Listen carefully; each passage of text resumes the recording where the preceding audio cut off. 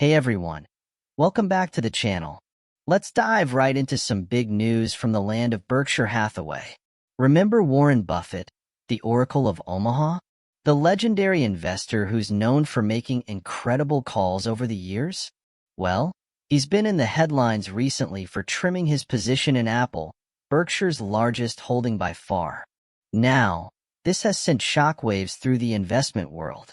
Everyone's asking, why is Buffett selling Apple?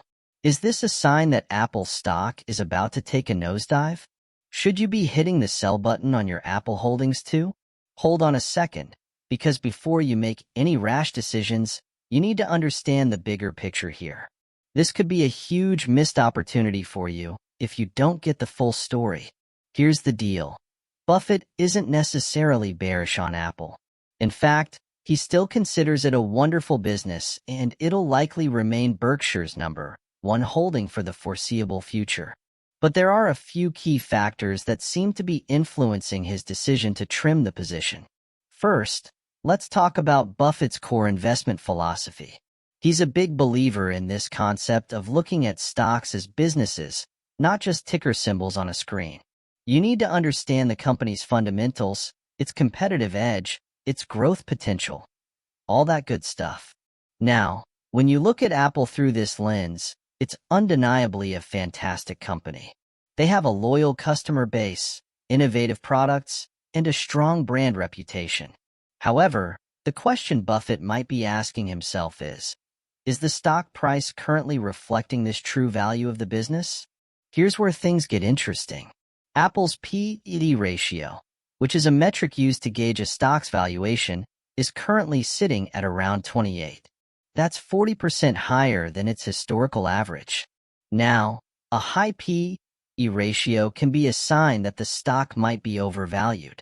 Think about it this way. A P/E ratio of 28 means you're essentially paying $28 for every $1 of earnings the company generates. And on top of that, Apple's earnings yield, which is basically the inverse of the P/E ratio, is only 3.6%.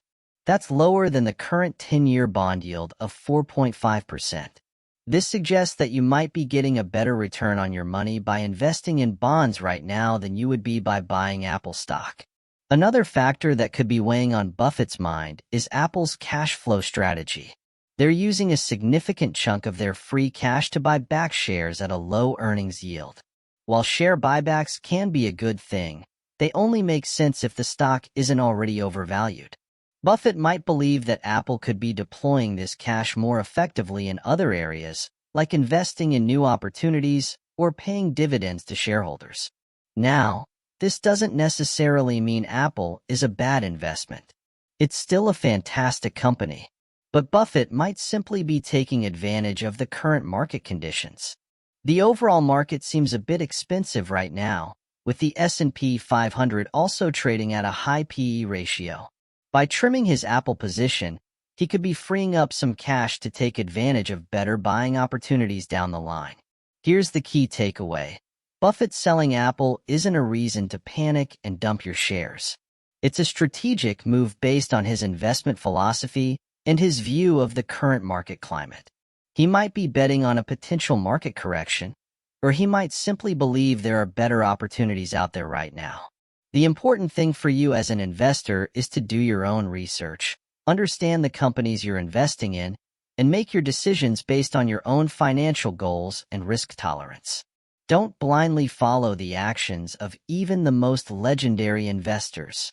Remember, what works for Buffett might not be the best strategy for you. That being said, if you found this breakdown helpful, be sure to smash that like button and subscribe to the channel for more investment insights. Sharing this video with your friends who might be interested in this topic would be amazing as well. Remember, the information here is for general purposes only, and you should always conduct your own research and consult with a financial professional before making any investment decisions. Thanks for watching, and I'll see you on the next one.